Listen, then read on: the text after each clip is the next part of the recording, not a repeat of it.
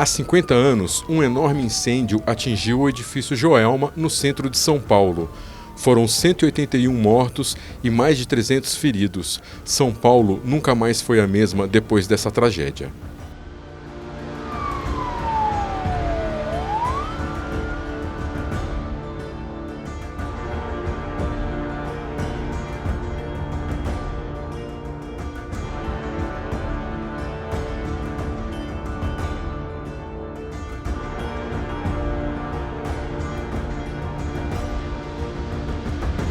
O incêndio no edifício Joelma ocorreu no dia 1º de fevereiro de 1974. Era um ano em que a cidade ainda estava se recuperando do outro grande incêndio do edifício Andraus, mas o incêndio do edifício Joelma realmente foi uma das maiores tragédias da cidade de São Paulo, do estado e do país. O incêndio ocorreu pouquinho antes das 9 horas da manhã. Muitas pessoas estavam ainda entrando no antigo edifício Joelma para trabalhar, outras procurando emprego. Era uma época em que tinha muitas pessoas procurando emprego no Joelma, então existia uma fila de pessoas para adentrar o prédio para as entrevistas. Então era um momento que ainda o prédio não tinha 100% da ocupação. Então, graças a isso, muitas pessoas conseguiram se salvar, tiveram tempo para conseguir descer as escadas, outras ainda não haviam entrado no edifício, mas mesmo assim as estimativas davam conta que 750 pessoas estavam dentro do edifício. O que impossibilitou realmente o salvamento foi, primeiro, o fato do incêndio ter começado no 12º andar, a propagação ter sido vertical, impediu a descida das pessoas pelas escadas existentes no Joelma, e também a falta de um heliponto no prédio. No Andraus, muitas pessoas se lembraram da tragédia e acabaram subindo para o terraço, onde aconteceu a ponte de salvamento aéreo. No Joelma não havia essa possibilidade. O terraço do Joelma era composto de telhas de amianto. Então muitas pessoas que subiram até o terraço do Joelma ou morreram sufocadas ou morreram esmagadas embaixo das telhas. Outras não aguentaram forte calor, acabaram pulando, se jogando do edifício. E quem esteve na ala do edifício Joelma voltada para a Avenida 9 de Julho e conseguiu resistir ao calor, ao sufocamento, ainda após o término do incêndio, depois que o prédio foi praticamente inteiramente queimado, conseguiu ser resgatada pelos helicópteros que sobrevoavam aqui o edifício e contavam inclusive com o apoio da Câmara Municipal de São Paulo para essa ponte de salvamento entre os edifícios.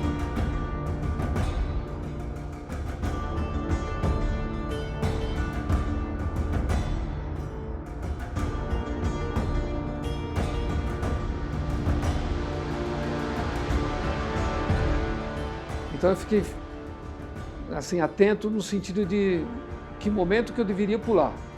Eu tinha uma convicção de que se faltasse o ar, eu pularia, porque eu sei que se faltasse o ar eu ia desmaiar, e se eu desmaiasse eu ia morrer queimado. Eu não queria morrer queimado. Então, nesse dado momento chegou. Estava com a gravata molhada na cabeça, no rosto, na boca, e chegou um determinado momento que não estava dando mais para respirar, tinha muita fumaça. Aí eu abri a janela do banheiro, que graças a Deus, 7. Antes disso a gente começou a ver a porta do banheiro, que era branca, começar a ficar marronzinho, começar a ficar gerando a fumaça. Tudo que estava dentro do prédio estava incandescente. Então eu ia pular, quando eu fui pular, tinha um parapeito. Falei, opa, tem um parapeito aqui. Aí eu pulei e as outras pessoas pularam e nós fechamos a janela, que nos manteve, digamos, livres do fogo direto. E o vidro suportou. Da hora do incêndio até a hora que o bombeiro nos tirou, nós ficamos pendurados naquele lugar durante 7 horas, até que o bombeiro tocou na minha perna. Minha perna estava no ar, né? Aí eu olhei o bombeiro, um senhor chamado Leite. Estava escrito aqui assim, Leite. Ele tinha o olho todo vermelho, coitado. E tá tudo bem aí e tal, não sei o quê. Deram leite pra gente. E iniciamos o processo de descida.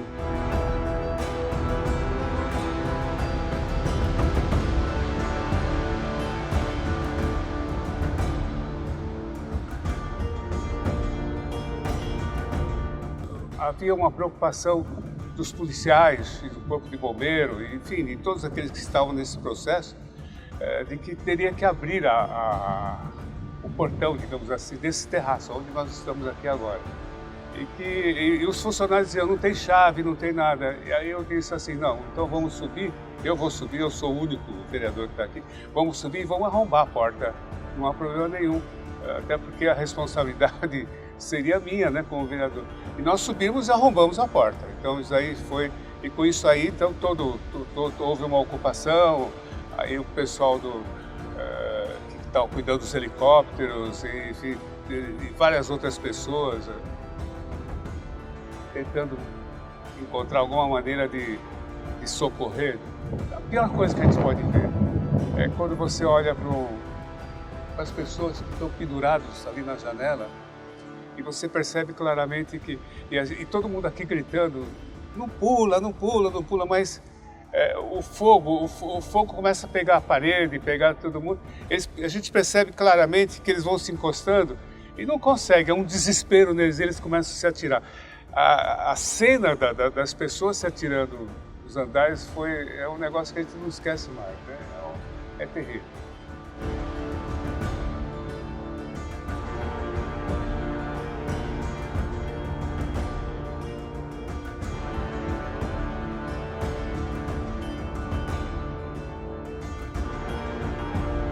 Pela proximidade aqui da Câmara Municipal, que dispunha de um espaço para o pouso de helicópteros, foi uma verdadeira ponte aérea de salvamento. Foi uma das maiores operações de salvamento aéreo da cidade de São Paulo. Esse local, essa ponte de salvamento da Câmara com Joelma foi fundamental. Eu tenho certeza absoluta que essa operação livrou muitas dessas pessoas da morte naquele fatídico dia.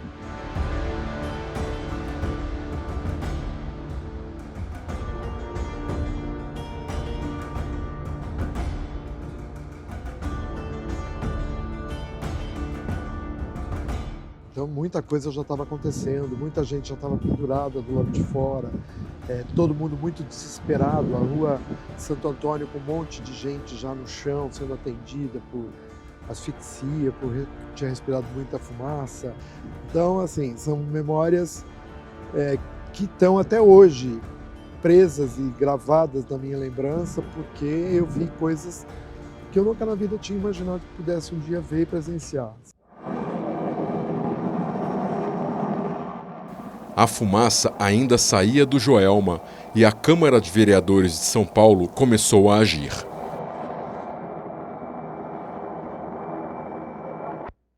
Problema de segurança em edifícios, no que diz respeito principalmente a incêndio, e está na hora do Executivo Municipal, através do seu prefeito de São Paulo e a Câmara Municipal, tornar medidas concretas no sentido de salvaguardar os edifícios, principalmente os usuários dos edifícios. De maneira que é o apelo que o vereador Edson Tomás de Lima faz ao seu prefeito do município de São Paulo, em conjunto com a Câmara Municipal. Nós, na qualidade de representante do povo paulistano, teremos que adotar medidas concretas e urgentes para evitar tamanhas tragédias que observamos e que, infelizmente, pela segunda vez, observamos na cidade de São Paulo. A cidade percebeu que suas leis contra incêndios estavam ultrapassadas. Em 1929, que foi elaborado o primeiro Código de Obras, que foi o Código de Obras Arthur Saboia. Em 1955 foi feita uma atualização desse Código de Obras, portanto é considerado um novo Código de Obras em 1955, mas é interessante sabermos que o Código de 1929, o Ato de 1934, não fazem referências diretas, explícitas, a questões de prevenção a incêndio nas construções. Então, a construção dos grandes edifícios era uma novidade. Em vários países do mundo, o Brasil passava por esse momento também, mas não houve uma atenção específica, minuciosa, para as questões relacionadas à prevenção a incêndios. Então, em 1955 já aparecem algumas informações adicionais sobre incêndio, mas elas ainda eram muito incipientes, eram insuficientes diante do enorme crescimento da cidade de São Paulo nessas décadas, da década de 1920 até a década de 1960. A Câmara Municipal de São Paulo atendeu às demandas da sociedade. Em abril de 1974, os vereadores aprovaram uma lei para aumentar os espaços de circulação coletivos nos prédios e possibilitar um eventual pouso de emergência de helicóptero. No ano seguinte, em junho de 1975, o novo Código de Obras foi aprovado pelos vereadores.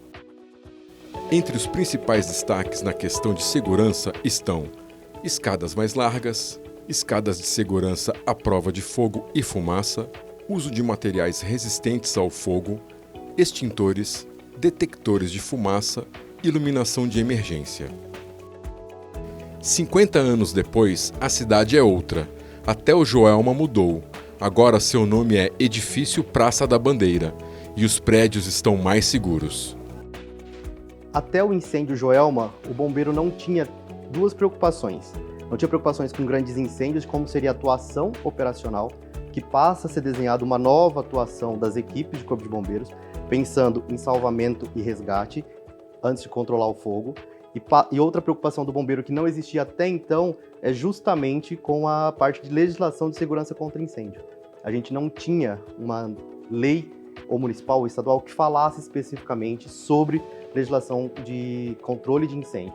E aí, depois do Joelma, essas mortes não foram em vão. A gente, enquanto Estado, passa a se preocupar em legislar sobre isso. Então a gente passa a se preocupar em calcular saída de emergência pelas escadas, a gente passa a se preocupar com verga peitoril para que o fogo não passe de um andar para o outro, a gente passa a se preocupar depois do Joelma com material de acabamento e revestimento para que isso não seja combustível, para que o fogo não se propague, para se preocupar com o dimensionamento de hidrante, dimensionamento de todos esses equipamentos de segurança. Então o Joelma, essa sequência de eventos, né, o Andraus e o Joelma, traz para o Corpo de Bombeiro essa preocupação, tanto com a legislação quanto com a parte operacional. O Joelma, ele foi um incidente que trouxe muito aprendizado, tanto em termos de legislação, como em termos de operação das corporações, e principalmente, hoje em dia a gente até tem muito mais do que na época, né?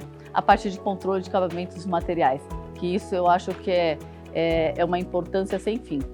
Principalmente no tangente que incêndio não é uso e ocupação. Incêndio é a carga que a gente tem lá dentro, os materiais que a gente tem. Eu posso ter um edifício residencial super simples, com materiais de baixíssimo poder calorífico, mas na hora que a gente vai evoluindo com as tecnologias atuais, e onde antigamente, né, a gente tinha um fogão que era de ferro, e hoje a gente tem um fogão que é 100% plástico, então a gente tem uma evolução muito grande dos materiais. Então isso, o que ocorreu no Joelma, é típico exemplo para que as pessoas não percam esse histórico e saibam dar o valor ali da carga de incêndio que está dentro daquele ambiente. Eu acho que foi um sinal de alerta, né? Um sinal de que nós temos que ficar sempre vigilantes e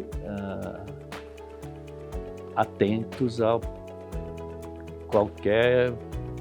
como mitigar eventualmente um evento que possa ocorrer, se bem que hoje de forma muito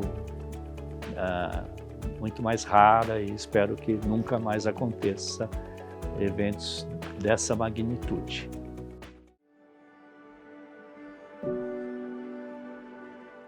Para homenagear os bombeiros, que tanto fazem para evitar novos Joelmas na cidade, a Câmara Municipal de São Paulo criou o Prêmio Coronel Hélio Barbosa Caldas. O Prêmio Coronel Hélio Barbosa Caldas, ele foi criado em 2009 e é uma iniciativa, uma premiação institucional da Câmara, que teve iniciativa na época do então vereador Antônio Goulart, né? Ele criou para homenagear os bombeiros que dedicam aí suas vidas para salvar outras pessoas, né?